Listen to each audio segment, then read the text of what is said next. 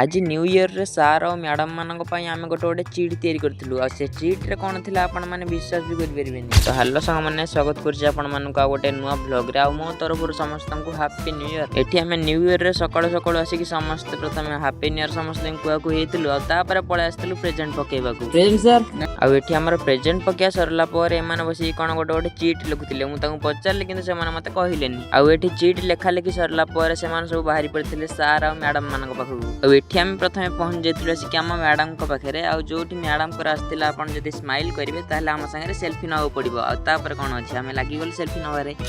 आ तापर हम आसी पहुंच जाइथिलु आ जने सार को पाखरे जोठी तांको सही सेम चीट मिलथिला। आ सार तो ताको देखु देखु हसी देथिले।